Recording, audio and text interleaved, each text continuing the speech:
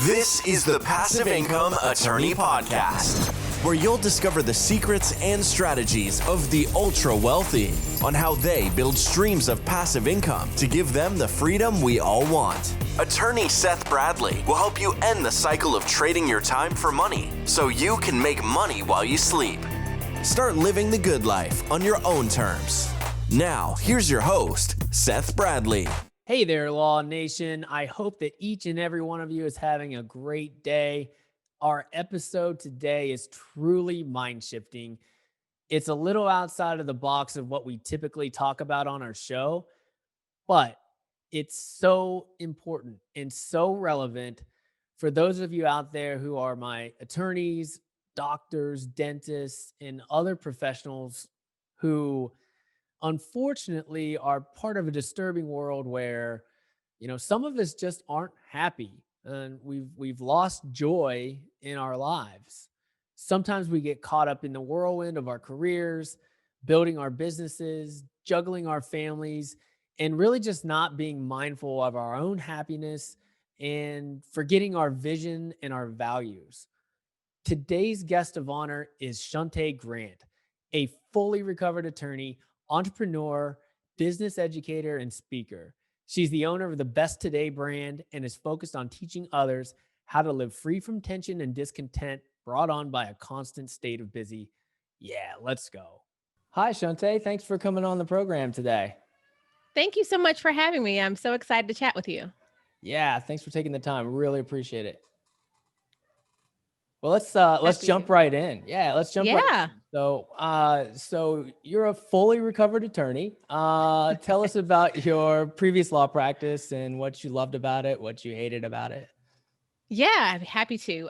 So right after law school, I did a federal clerkship for 2 years. I knew I wanted to be a litigator, and I knew that it was going to be really helpful for me to start at the top, right? Start knowing what the judge thinks, how he thinks, and all those great things. So I knew from law school that I wanted to clerk for 2 years. So I did that for 2 years. After clerking, I went straight to a law firm where I practiced business litigation.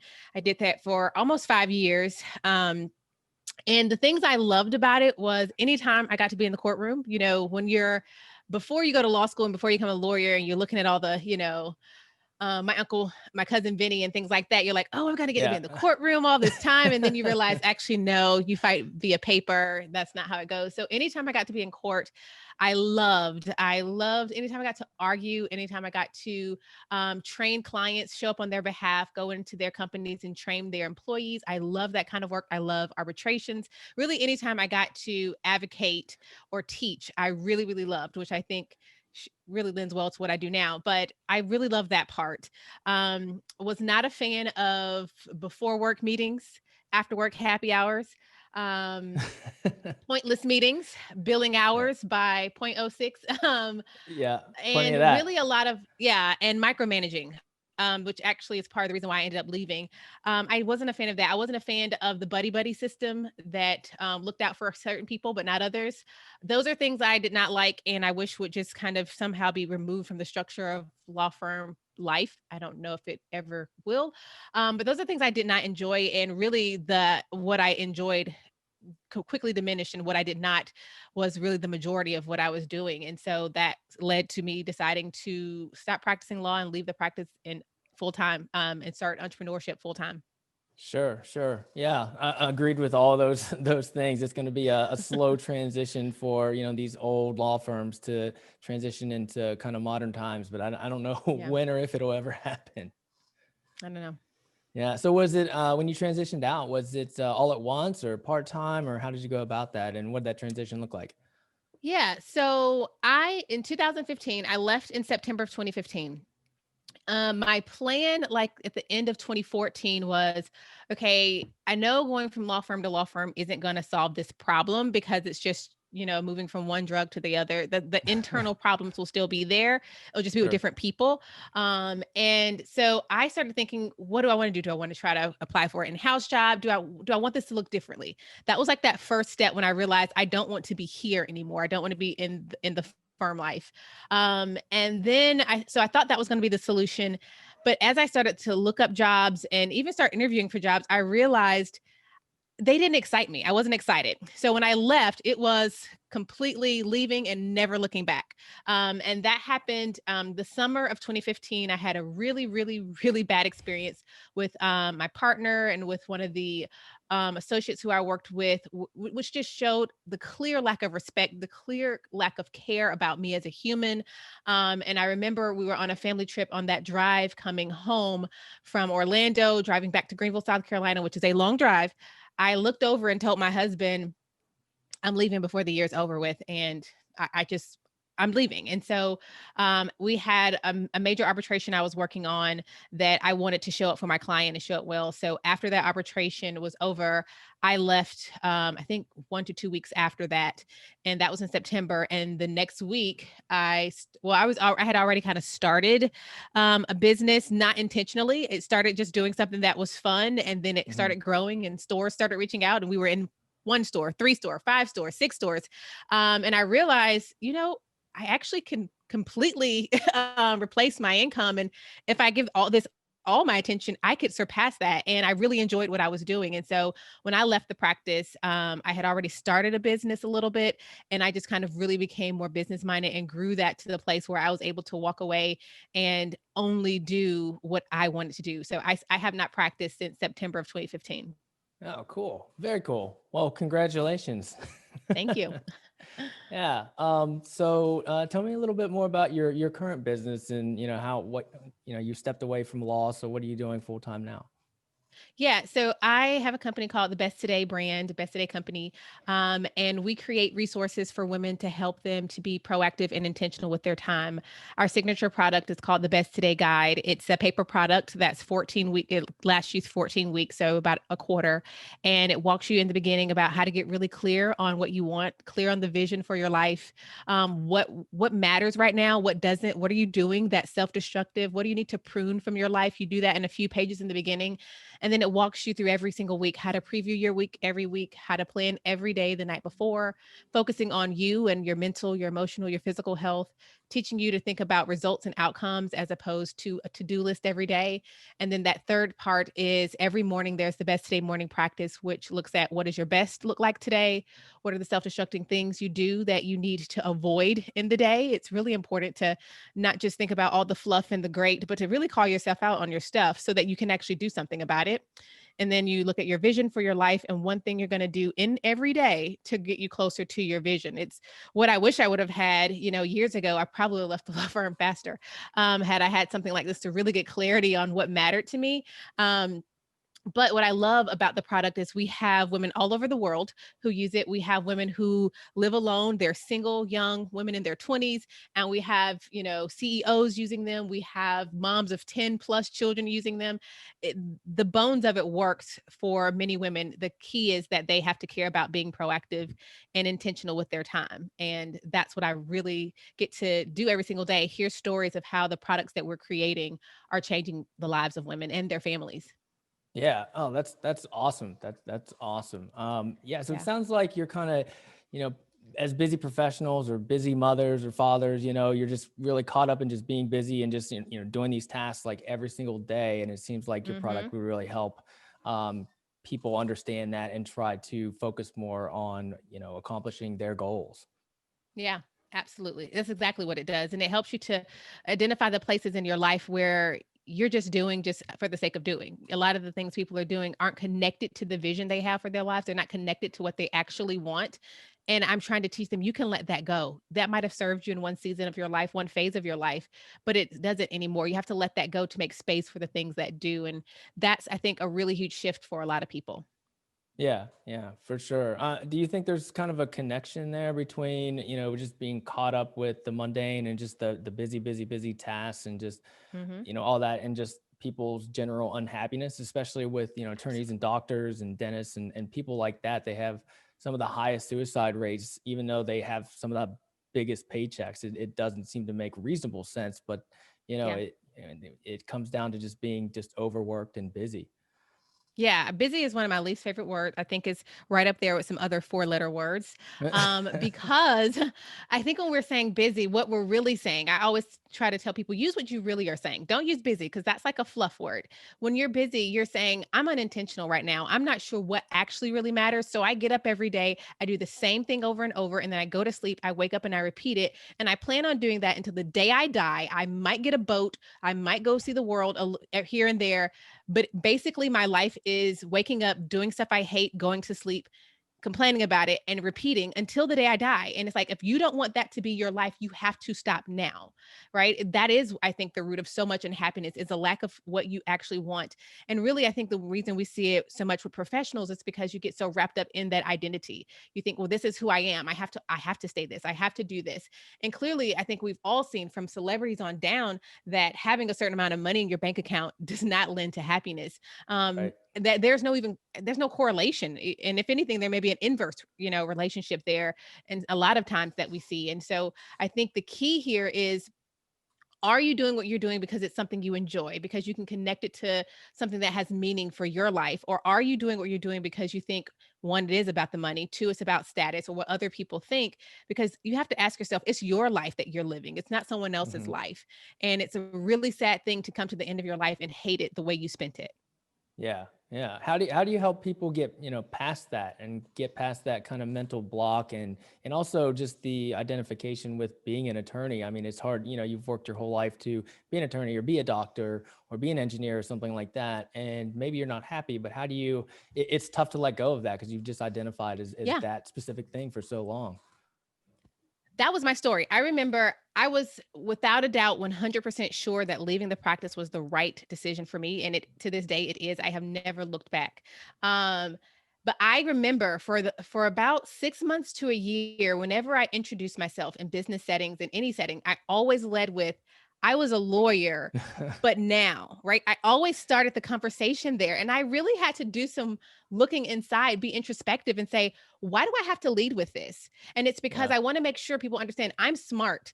I've spent years working. I worked hard to be on law review, to be a TA, to be on moot court, to graduate order of the COIF, top of my class in law school. I worked hard for those things. Those became a part of who I am and who I was. And I had to realize, but that wasn't who I was. Like that's not the thing that my children are going to talk about when I'm no longer here. That's not the thing that they're going to say, oh, my mom is the best mom because she graduated at the top of her class. Like, who cares? You have to really get clear on like, who are you? It's not those things. It's not if you have to you have to detach yourself from that. I had to do that because I found myself kept, introducing myself that way. And then I had to say, why am I doing that? And so I think the first step is realizing that you're valid, you're valuable without any of the titles, without the Esquire, without the doctor, without the MD, the PhD. You're valuable because you're standing right here breathing air. Like that makes you valuable. And all these other things that we're giving value to, that's where the trouble comes in, because then we have to fight to keep it up, right? We have to fight to keep up the lifestyle. We have to fight to keep up this is the image of that people have of this profession. So I have to get that car. I have to live in this zip code. I have to do that thing. You can let that go. We're adults. We get to decide. And you have to make that choice right now and really understand, first of all, that's not where your value comes from. That's not evidence of worth, because I'm no different from the person who didn't graduate from high school. Just because I graduated, that isn't what makes us who we are. And I think we're trained differently, especially when you go to college and then grad school. And like the more you're going, you're feeling as though this makes you different. It makes you superior. It makes you smarter. But you have to really kind of let's unlearn a lot of the stuff that we have learned in the process of what it is that makes us valuable as humans. And so some unlearning has to take place, and it starts there, I believe. Yeah. How do you help people get past that? Like, how do you, bring that out in people? Is it kind of gradual, or is it all at once? It's like a eureka moment, or it's gradual for sure. And it was gradual for me. So I can see the journey. It starts with really asking someone, who are you? Who are you? And I tell them, you cannot tell me don't connect who you are to any accomplishment, to any title, and to any human relationship. So before you tell me you're a mom or you're a father or you're a wife or a husband or a doctor or a lawyer or engineer, all that can be gone away with. Who's left? That's the first place I ask people. And I want everybody to listen to be able to answer that question. Who are you? Without that's connecting a tough question yourself. for people. That's a tough question, right? Without connecting yourself to another human, right? Our human relationships are very important, but we're not there yet, right? Because we still exist if those human relationships go away, right? We still exist if the title goes away. Who are you independent of all of that? That's the first place I ask people to really start thinking about. And then what do you want? Don't tell me you want to be a partner or you want to be you want to start that. No, but what do you want like out of your life? What do you want your life to feel like? When you wake up in the morning, what do you want to smell? How do you want to feel? Who matters to you 10 years from now? Like really start thinking about those things. Again, removing yourself from thinking about doctor, lawyer, doer, husband, wife, mom, all these things, which because those things take up so much of our time, if not all of our time, that's where our mind automatically goes. So the first step is to get a person to actually understand and be able to answer or begin to answer, because the answer you have right now is going to evolve the more you think about it and the more you keep living. But who are you and what do you want? Two very important questions. That's where I start everybody on this journey. That's awesome. Yeah, that's awesome. Love that. Those are very difficult questions to ask. Yeah. And answer. And I personally struggle with it as well. I mean, I find myself just introducing myself as, a real estate attorney or, whenever you put your name down, it's always comma Esquire or, comma JD or whatever it might be. You have to identify yourself as basically how you see yourself really. And that's why it's so important to do the work, because at the end of the day, I don't think those are the things that people are going to say. The people that really matter, the people who will be there to grieve when you're not here, they're not going to say, oh man, he closed so many good deals. They're not going to sit in a room full of food and talk about the deals. They're going to talk about who you were. She was generous. She was kind. He was loyal. He was funny. Oh, he paid for my last semester of school when he heard that my loan fell through, or he bought my blah, blah, blah, or he came and encouraged me when I was there. Like, that's what people are going to talk about. But we don't spend time cultivating that. We're not giving people stories to tell of us when we're gone, right? Or while we're still here for that matter, right? Because we're thinking about, I got to get these amount of hours done. I have to make sure I do this to get this bonus. Oh, I have to do this to make partner. I have to do this to bring in this amount of clients. And in your work, in your career, I'm not diminishing the importance of that, but it is a small part of your world. And I think what we're doing is we're making that our world and trying to find holes where we can fit life in, where it should be, this is the life I want, and here's the space for a career that will allow me to live this life. That's part of the reason I left. When I looked at what I wanted my life to be like, it was not going to line up with what continuing a law firm was going to. They didn't match. Right. And so I had to change what that looked like. You have to be okay with change and changing what you want, because maybe when you started, that was what you wanted, but you saw it comes at a cost I'm not willing to pay. So I'm going to make a change, and not being afraid, or even if you are afraid, doing it anyway, because you understand it's for the betterment of your life, because we only get one. The way I see it. Yeah. I mean, epiphany that I had working at a big law firm was, you see these partners that were 70, 75 years old, and they were still practicing and putting in just as many hours as I was as a young associate. And at the same time, they've got administrative tasks and all this other stuff that I didn't have on my plate yet. And it's like, what are you doing? You're making $1 million a year, probably. Right. Shouldn't you be doing something else? Shouldn't you be retired and hanging out with your grandkids or, somewhere on the beach? I mean, I saw that and I didn't want to be that person. Yeah, that's exactly it. I couldn't see, it was very hard to see for me, women whose life looked like any pieces of it that I might've wanted. And I just didn't see that. I knew I wanted to have close relationship with my children and know them and just different things like that. I wanted time for myself. I didn't see that in my future because I didn't see it in my present. And I understand, you work your way up. You have to put in the work. I'm not afraid to work. Check my resume, but I'm not going to do this all over and over and over and over and for the rest of my, literally, again, like I said, doing the same thing until I die and then saying, oh, well, that was my life. Not an option for me. Yeah. Now, have you seen, some of your clients do the same thing where they were, working their way towards partner or a partner in a law firm, and they kind of figured this out and they kind of changed their mindset? Did they try to start transitioning out, or what have you seen what are the results, I guess, once they've kind of figured this thing out? Yeah. I mean, I have the benefit of working with all types of women, from professionals to, again, like I said, stay-at-home moms. And I could think of a few attorneys that I've worked with who really were coming to me because they were trying to make law firm life work, and their parents, and they want to have, relationship with their spouse, and they want to have time to, like, she's like, I just want to be able to work out, what can I fit? How do I make this work? And so for her, for a lot of those people, we just looked at their time and what they were doing that was a waste of time, how they could be more efficient with their time. And some of them, they're planning their like year out. So they're like getting the work done, doing the billable hours, doing the work that needs to be done, showing up for their clients. But on the back end, also starting to think about, okay, I'm giving myself one more year before we're at this door, and look and talking about, well, what does that look like? What is it that you want to be doing? Again, it goes back to those same questions. What do you want? Because you can't just say, I'm going to go and I'll, just live off the land. Like, no, you have to figure out what it is you're going to do. And so it's like, what do you want to do? When I think about what I do now, it's pieces of the law that I loved. I loved being in court. I love advocating. So I still love going out and speaking at conferences, speaking and training women. I've trained, attorneys at firms. I've trained people, companies. I love still having that component. So there could be things you love about the practice that you can do that's not practicing. I still get to go in. I have clients, I have customers that I get to create for and solve problems for and help. But the things I'm doing now are the things I'm naturally good at. I've always naturally been really good at being intentional with my time and being clear on, like, this is going to be a hard pass. This is a no. This isn't a good fit for me anymore. Like, that's why I was able to leave the practice of law. And I realized that's not something that everyone does naturally. So I'm able in my job to do something that comes naturally to me to help other people.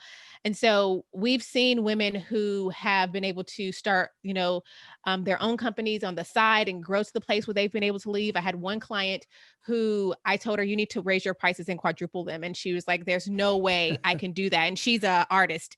And she kind of did art on the side. And I remember when she called me and told me that she signed her first $20,000 contract. And I was like, well, of course you did. And she was like, no, but really, like, they signed it, they've paid it. And I was like, of course, because when you raise your rates, you get to work with that kind of, you probably weren't attracting them because you were too cheap before, and your work is too well for this. And it was like that one thing gave her the freedom to know, I can do this. This is something I don't have to keep doing something I hate. I can actually do the thing I love. And I have another friend who's an artist who is working on her, art on the side. And she's just had so many accolades and been published in so many things. And I just see so many women who understand that there's something else. If there is something else you want or can do, that it's a possibility. It's just having a plan so that you can figure out what that looks like for you and for your life. Yeah. That's amazing. That's awesome. Yeah. That's like, the purpose of our podcast is to, teach attorneys and teach professionals how to create passive income streams for themselves, or maybe not necessarily completely passive, but creating their own business on the side. Just like the artist that you were talking about and things like that. So those are some incredible stories. Yeah, it's fun to watch. It's really exciting to see people really tap into who they really want to be, as opposed to the person they thought they were, and thinking, I have to stick to this story that I once told myself, as opposed to saying, you can honor the story now because it might have changed. It's exciting to get to watch that.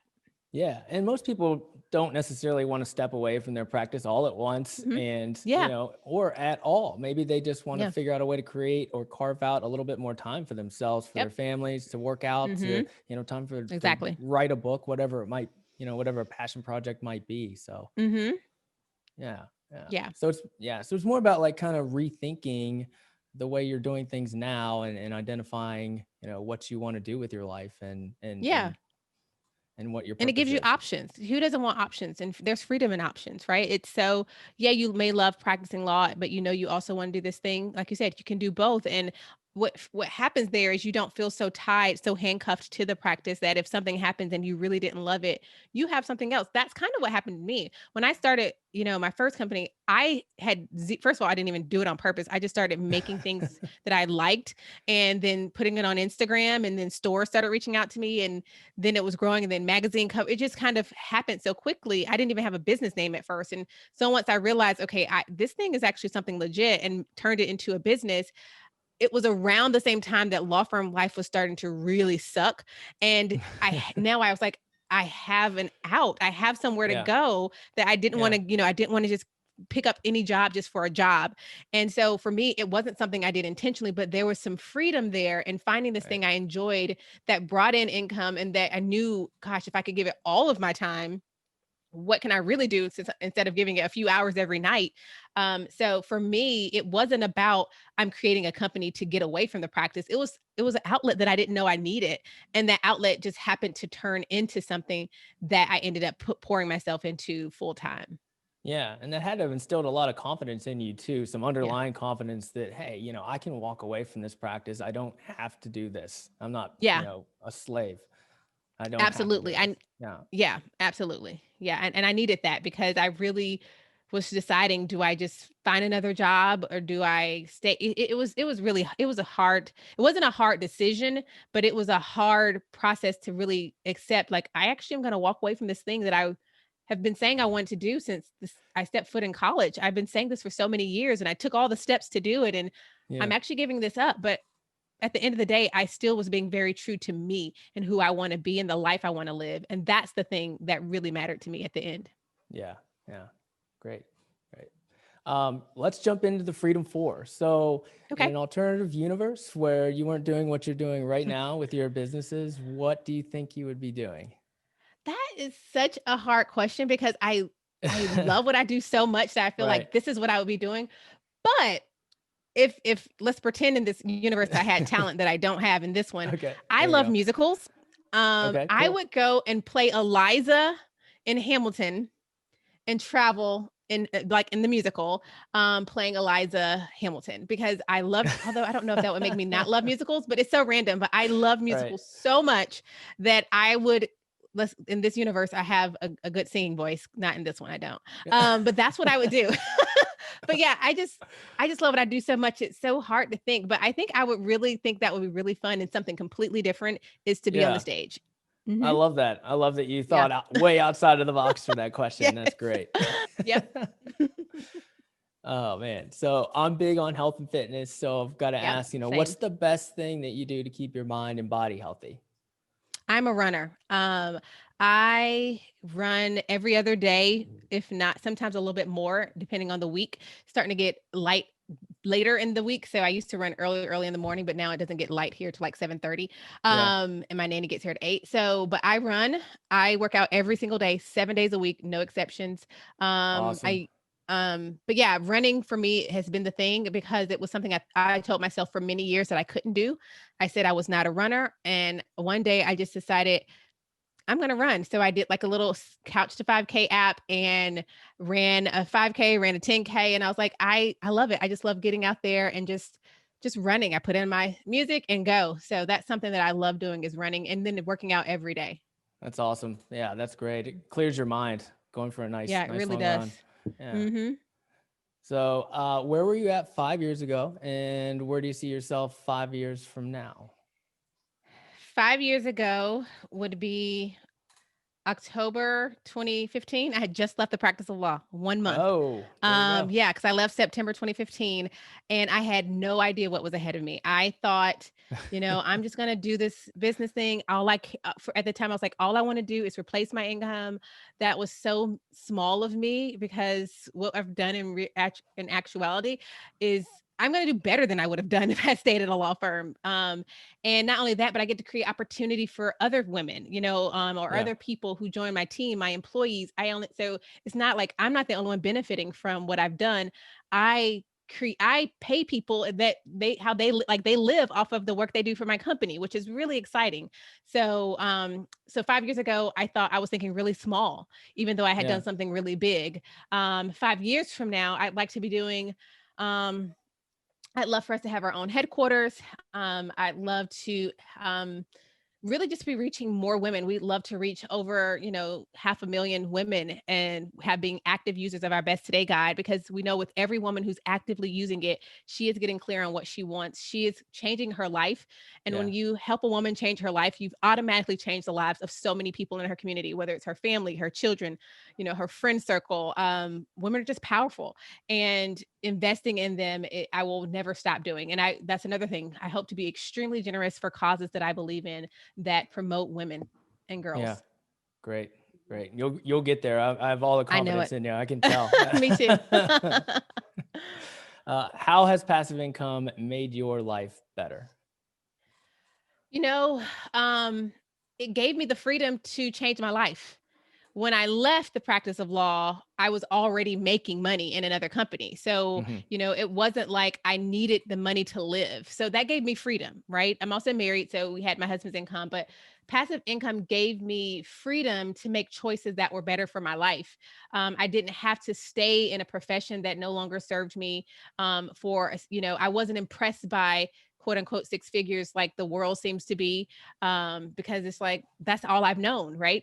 But it gave me the freedom to make choices based on what I wanted, not on, I have to do this to eat tomorrow. So that's the freedom it gave me. Freedom. That's what it's all about. Yeah. It's freedom. Yeah. Shunta, this has been an awesome interview. I really appreciate you. it. I can hear the passion in your voice. It's incredible. Yeah. So where can our listeners find out more about you and your products and your business and just find you on social media, wherever else you want to promote? Yeah, well, you can find out more about the Best Today brand at besttodayguide.com. Our social media is strictly Instagram, so you can find us at the Best Today brand, and I'm at Shunta Grant. That's SHUNTA GRANT. I like to spell my name because it's not, Jennifer. It's a little tricky. Yeah, all good. Well, thank you again for coming on the show. Really appreciate it. Thank you so much for having me. I enjoyed our conversation. Thanks. Bye. Wow, what an episode. What a person. Shunta is sincerely changing lives. I especially love the discussion on and her perspective on how we identify ourselves and how we can be more mindful of this so that we don't get so busy with life that we wake up one day and completely forget who we really are. I'd love to help you guys on your journey to creating more time for yourselves and your family so that you stay in line with your true self and not get caught up in status and being busy and forget what's really important in life. Get started by going to passiveincomeattorney.com and downloading our free passive investing guide to start carving out a little bit more freedom in your life. Until next time, enjoy the journey. Thank you for listening to the Passive Income Attorney Podcast with Seth Bradley. Do you want more ideas on how to generate multiple streams of passive income? Then jump over to passiveincomeattorney.com for show notes and resources. Then apply for the private Facebook community by searching for the Passive Income Attorney on Facebook. And we'll see you on the next episode.